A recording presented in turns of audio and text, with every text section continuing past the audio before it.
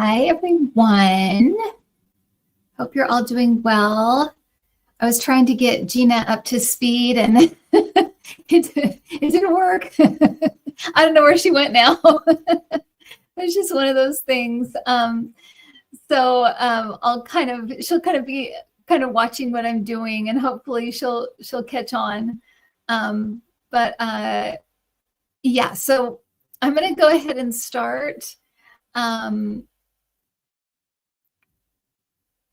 And I've kind of been sitting here, and as soon as I said, oh, she's here, this little guy came into wanted to started meowing outside the door. So definitely a connection with animals. And she's calling them in. So tonight we're going to talk to Betty White. And I've been sort of on and off with her for about the last 30 minutes or so. I got the okay yesterday and felt like I could make a connection, and it's going to be like that. You know, some people I may be able to connect with really easily and quickly, and sometimes it'll take a little bit. I have to tell you what she looks like, though, because it's interesting. She has, and Gina, whenever you get a chance, just come back on. It's okay. You can just sit in the, just so you can kind of get used to it. You can just kind of hang out in the background or in the backstage.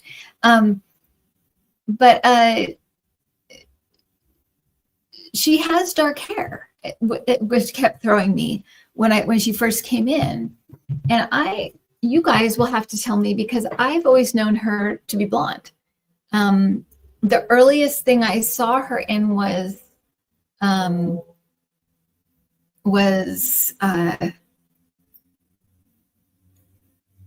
Mary Tyler Moore Show. I'm trying to think if I've seen her before in anything, but I haven't. But she has dark hair and she looks so pretty. I have to tell you what she looks like, because she looks like she's about, I don't know, 30 years old maybe. And she has kind of dark hair, and it's all kind of one length and a flip. And then she has a blue, it looks almost like a headband, like a sash, but it has a long thing that comes down like almost like from behind, and it kind of blends in with her dress. And she's wearing a blue dress, and but she has dark hair, and she is smiling. She has that famous smile that you can just see. I'm sure if you imagine it, you can see it too. And then her husband's with her, but he's kind of in the background.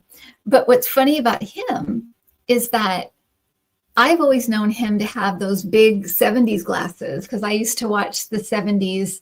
I still watch it sometimes, 70s Password from the late 70s.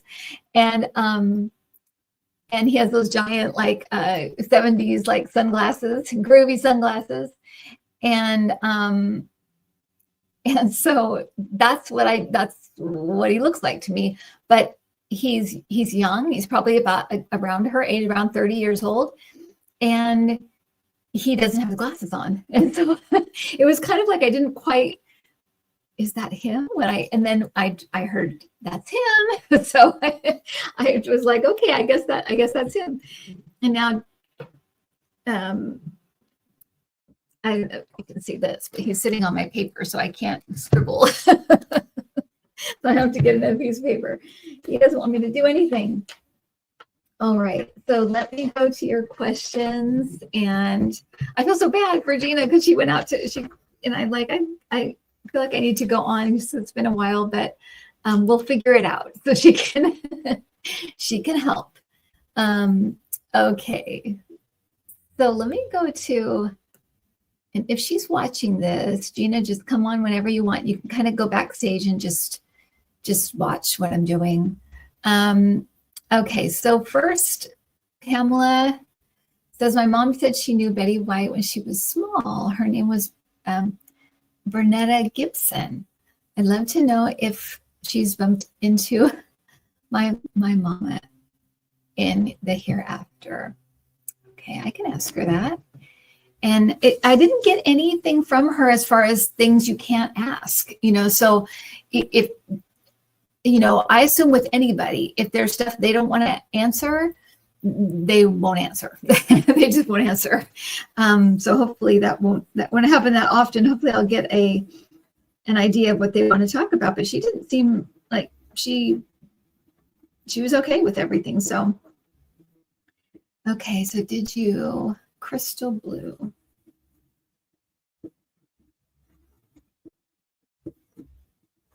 She said, not yet, dear, but I'm sure I will. So, okay. And Gina, you can just can you hear me? Can you hear me talking to you, Gina? Just put a thumbs up if you can hear me. Okay. So just watch if you can see where my cursor is, and kind of I blue starred the questions, and I'll just do it, and then you can just kind of watch what I'm doing this time. But I was telling them I felt like I needed to get on because it was getting late. So, but it's my own fault for thinking I could train someone in 5 minutes. So that's on me. Okay, so Crystal, is she in contact with any of her animal friends she helped at the zoo? Okay, at the zoo.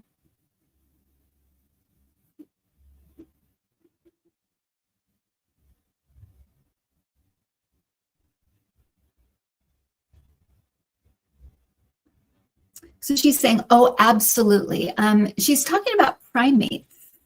So I guess maybe she has more contact with them, or that was something, I don't know. She's mentioning the primates, but absolutely. Yeah, absolutely. Okay, I'm going to just keep moving here. And I'll try to move fast because I don't know how long I can hold people, how long I can do it. So it's just going to be it's very experimental, you guys. You're involved in this experiment. Yes, and yeah, our best wishes to everybody in the Midwest dealing with the storms. So weird.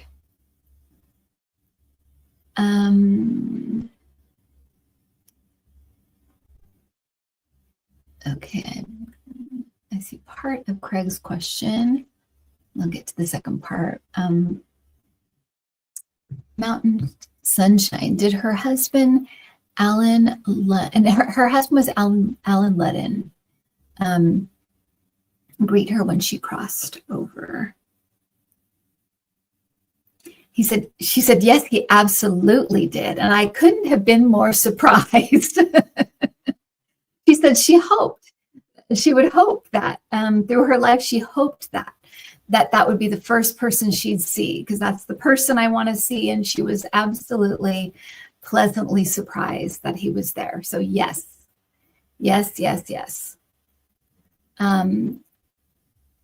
Okay.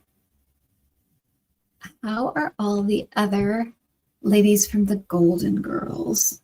Oh, that's true, because they've all passed away now, right? Oh.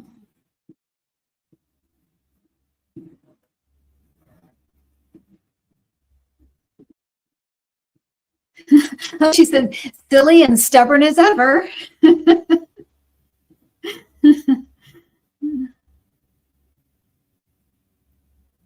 These are my girlfriends. And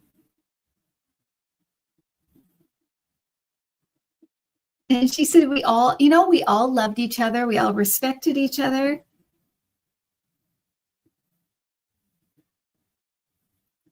We could give it to each other too.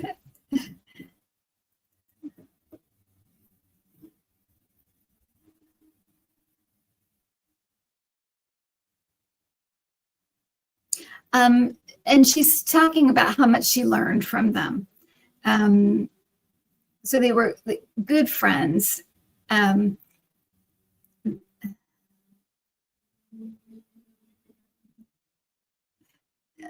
She's saying they were all pros. They were all really professional. And so you couldn't miss a beat. You had to really be on your game. But she always felt respected, supported, loved. And she said we all took our job very seriously. So we all had tremendous respect for each other. Yeah. Okay. Oh, that's neat. I can hear the like inflections in her voice even. Okay, I hope you guys got all that.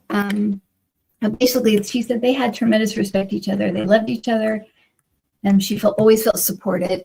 But they were all very professional, and they had to be on their game. They expected a lot of each other. She just said.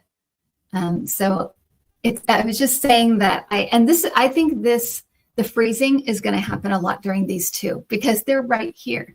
And I can feel them so strongly. It's almost like a buzzing in the room because they're so close. But so that might happen every so often. I'll try to keep my eyes up so I can notice when it does, so I can take the plug and plug back in real quick. Okay, so okay, do you want to come back someday to make us all laugh again and take care of more animals? Okay. Oh, I was saying I can hear the inflections in her voice. I can hear her voice really well. It's interesting because at the beginning I could see them both really well, and then now I can just mostly hear. I don't really see them as well. So I don't know if they're just like, if she's moving her energy to be heard and not so much seen. That takes different kind of energy. I'm not really sure what that is, but I can hear her really well right now. And I'm just repeating exactly what she's saying. I guess I'll laugh again.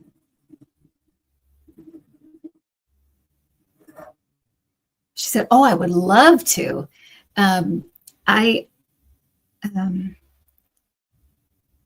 It was so thrilling to have people laugh.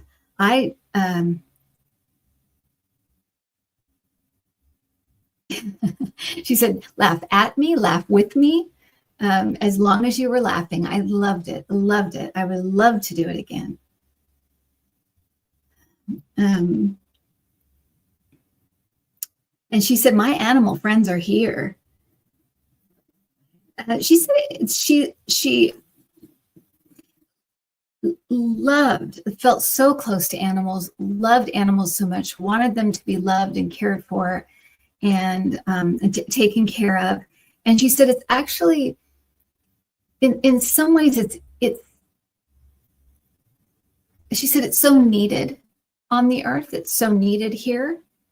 But she said in a way it's easier there to be with the animals and just be with them and love them. There was always a little heartbreak involved with working with animals when she was here. They would pass away, or they'd be mistreated, or get sick. And she said there's always that slight melancholy that would come along with working with animals. But they were the joy of my life when I was here. But she's saying there, though, it's very different because you don't have that sadness that can sometimes come along with being a pet owner, or being with pets that are needing help and things like that.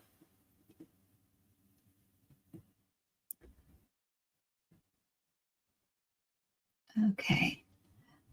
Christine asked, Betty was an animal activist. Where does she see improvements in how we treat animals, especially farm animals, in the future? Mm-hmm.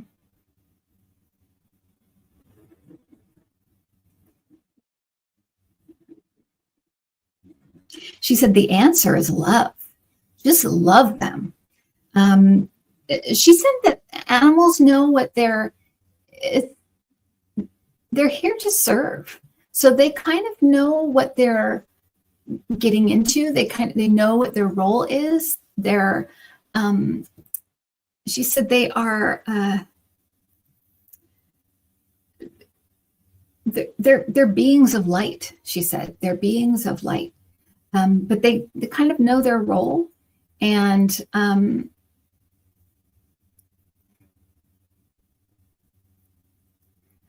Okay, I got it. Some of them prefer to be out in the wild and have a more solitary kind of animal experience. Some people, some animals like to be kind of connected in some way with people. Even some of them briefly. They know how they're going to pass. They know how they're going to live. They have a very full understanding of their role, and they get to choose, just like we get to choose. But she said the answer here and how we treat animals, or how we work with animals, associate with animals, it's all about love. We have to get that. We have to get the love right. That's what's going to make the difference in everything, she says. So it's everything, but animals definitely.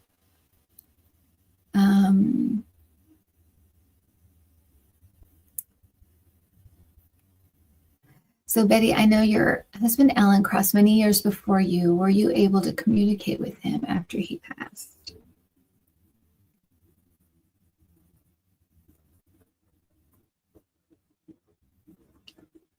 She said, she said, I believed I did. Many dreams. But she said, I would talk to him all the time. So I believed I did. I didn't know how real it was. I wasn't, she's like, I was pretty sure, but I didn't know for sure. But I kept trying, and I'd keep talking to him, and I'd keep him around. That's what she said. I'd keep him around.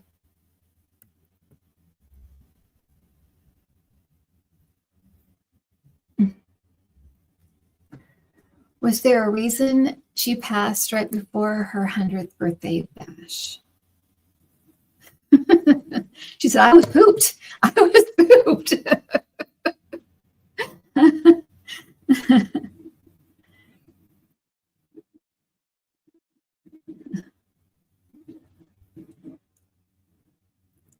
She said, not really anything. Her date was her date was pretty well set in stone.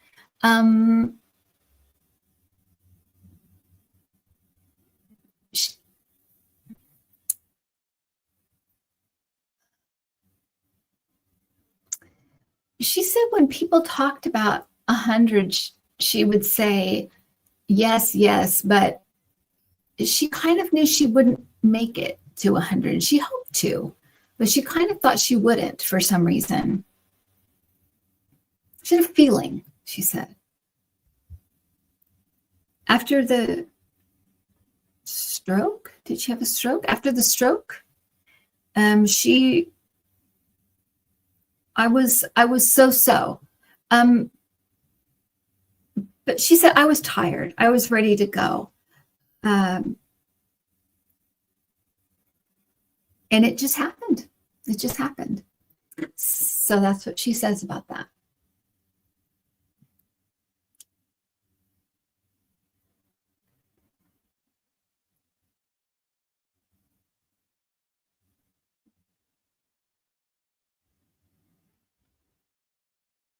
Okay, going down just a little bit. Sorry about that, you guys. Sorry about that. Like I said, that's gonna happen. I just know that's gonna happen.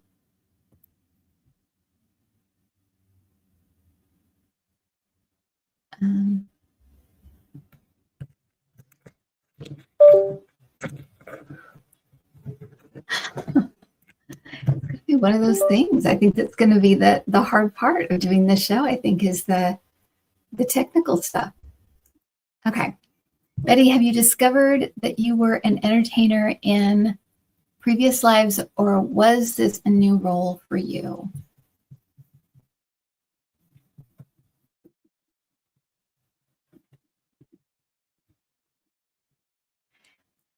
Definitely, definitely involved in performing before, but she's saying that the comedian was new. Because she's even showing like almost like like stage costumes and things like that. So maybe she was a stage actress or actor before. So that kind of performing wasn't new, but the comedian being comedic was new.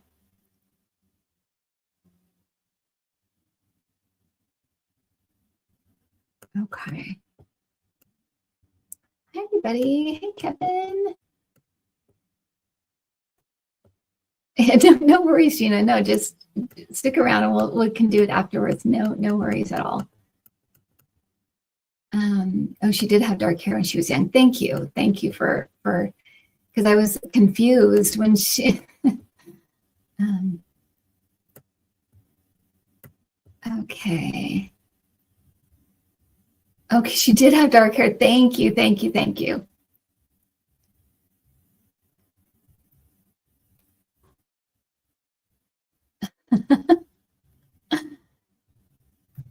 Okay. Who did she think was the nicest person in the industry? Who was not so kind? I don't know if she'll answer that or not.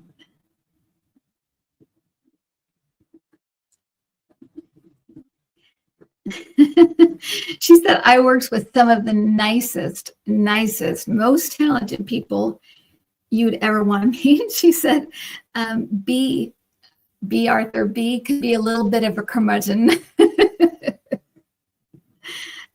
She was blunt. She said she was blunt.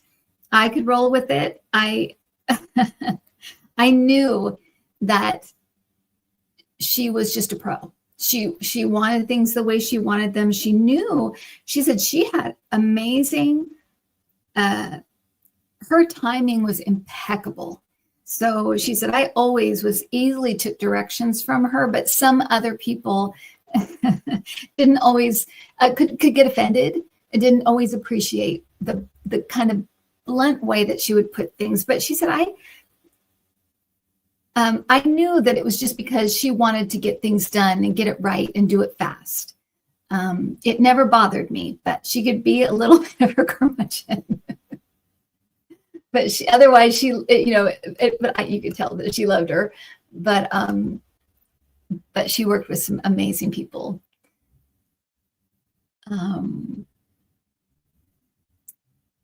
Okay. She just said, you can call me Betty.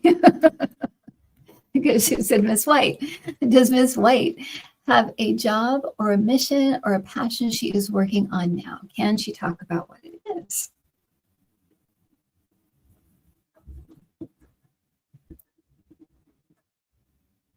She said, I love my animals.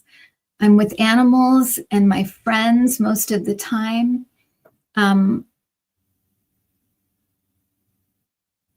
My husband, but she said friends from like other, oh, I'm sorry. So sorry, you guys. I'm going to have to look up the whole time. So she has, she's with friends and animals most of the time, she said.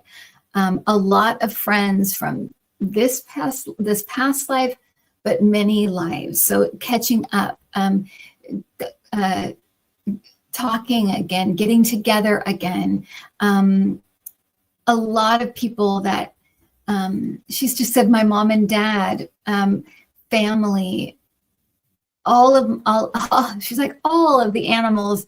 She spends a lot of time in, she said here, she's like, let's call it nature, but she's showing me like trees and grass and hills and water. And she said, it's different, but we would know it that way. I think that's what she said. It's just beautiful, pleasant, perfect. I'd forgotten and I love it, is what she said. So I think she means she'd forgotten what it was like and she loves it.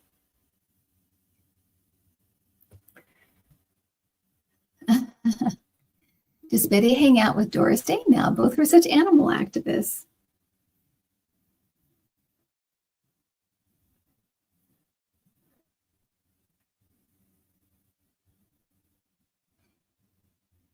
She's saying they did a few things together in life, but she said, I really wish we'd done more. She's like, I think of her as a Hollywood star. And I was on TV. So, yeah. It's like, I know she was on television, but to me, she was a Hollywood star. Up here, like up there. But yes, they do chat and reminisce, and do have a common love of animals. Sorry, they do talk, they do reminisce, and they do have a common love of animals, she said. Okay, so sorry about that.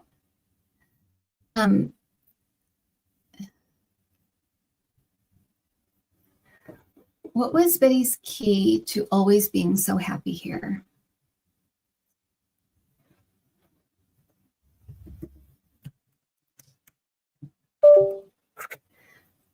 Okay, so what was Betty's key to always being so happy here?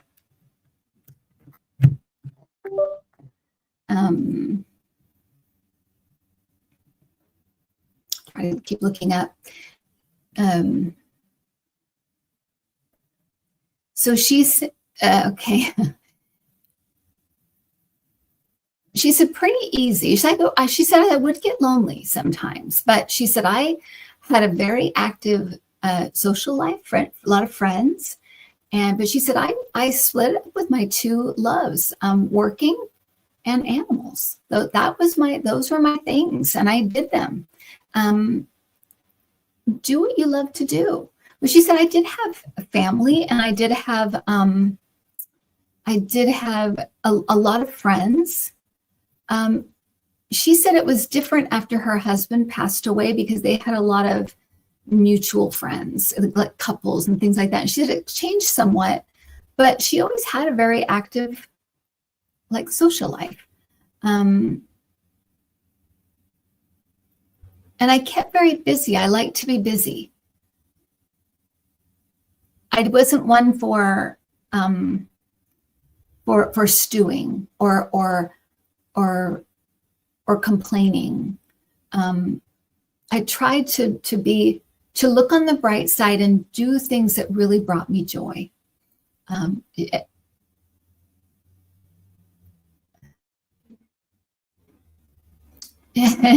she's like, you really can't go wrong with optimism. If you're optimistic, it's mostly it's a good thing. You really can't go wrong with that way of looking at things that way. Looking on the bright side. She's also bringing up that she thinks some of the things she went through as a child made her really appreciate the when things were nice and things were good and things were pleasant. I knew how lucky I was, she said. And so she appreciated. So I guess gratitude is another thing she's bringing up.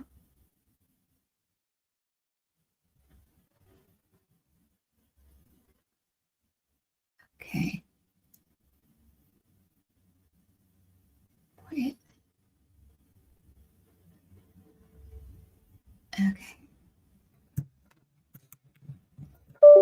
Guys, I'm so sorry about that. It's so annoying. Why it won't keep doing that? Were you disappointed to not quite make the 100-year milestone, or was it a relief when you passed? You were very loved and missed. Oh, sweet.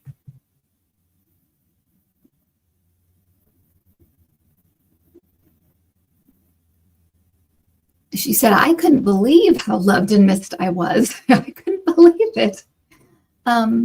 She's like, I knew people loved me. And she said, I got to experience that. And even later in life, she said, it was so overwhelming how much people loved me. I really, I'm so glad that I got to experience that while I was alive. But when she passed and she saw how people reacted and how they responded, she was stunned. She said, no, no regrets. I have no regrets about when I left. It was time to go. I was happy to go when it happened.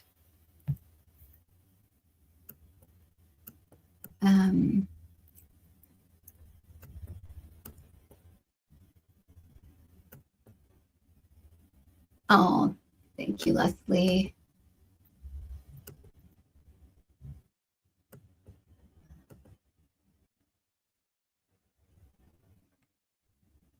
Okay.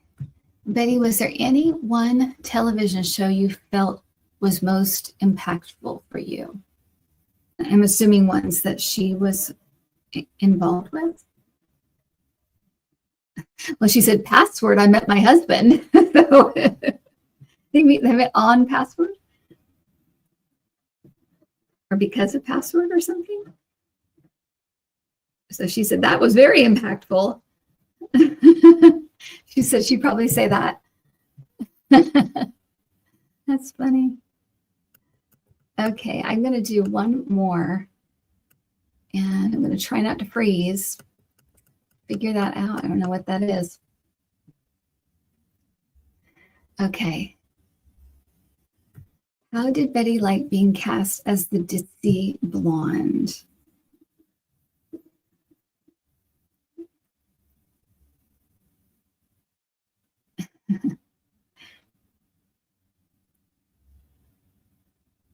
She said, oh, I loved it.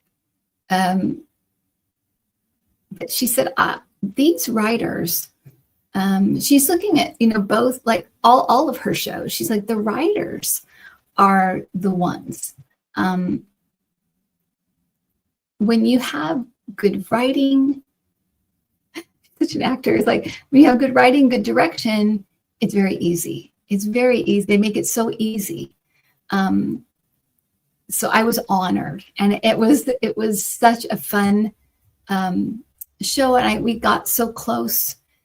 All of us got so close and really loved each other. So it was an honor. She said, I'll be ditzy any day. Oh, okay.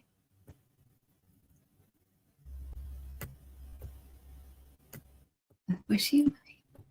Okay.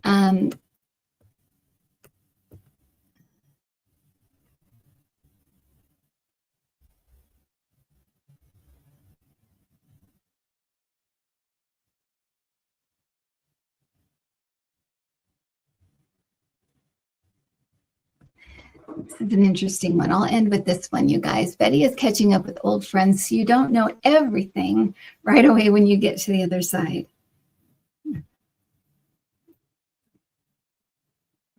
I'll have to get better at looking up so I know if it freezes, I can unfreeze it really quick.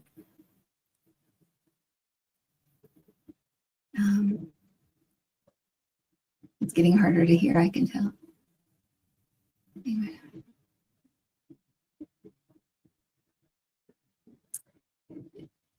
She said, no, everybody is very much their own person still. You're your own unique self, and you have adventures, and it doesn't stop. You keep having adventures, and even we'll cross paths, say, well, what have you been doing? Well, what have you been doing? And we'll catch up with each other. We'll talk. This place it's vast and vast and vast and vast, and goes on and on and on. You can connect very easily, but you're very much your own person still. You're very much you. And just like you would call a friend and say, what have you been up to? You do the same thing. It's the same thing. Things are translated much more quickly, so you get a full picture very quick. They could tell you what they've been doing the last,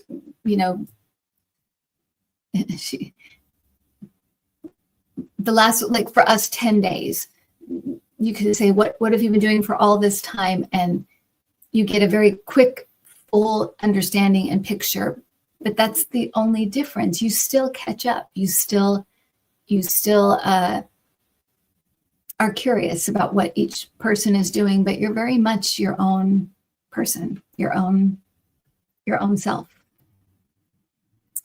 All right, everybody. I think that's going to be it tonight. And I'm going to try to figure out why it keeps freezing like this. And what I can do to make it better.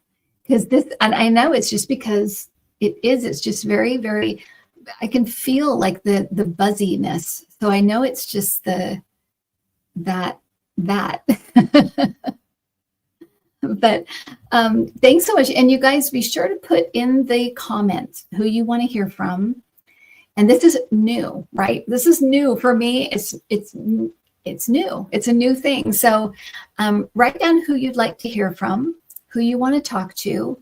And this was a no-brainer because I got people emailing me and in the comments. So this was a no-brainer, but put them down. And some weeks maybe we'll vote. If it seems pretty clear, there's one person or two people that we want, I'll make sure that we get those people. But I'm going to try to figure out, if I even can, how to not make this freeze so much and figure out what I can do. It's already plugged into the modem, so I don't know what else I can do.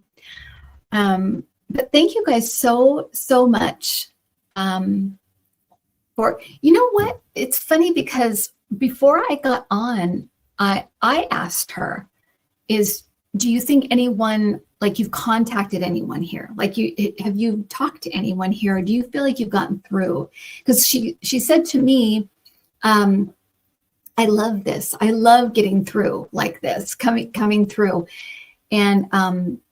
And she said, Carol Burnett. She said, I think I got through to Carol. She said that she's come through in a few dreams. And she's also felt that she's felt her.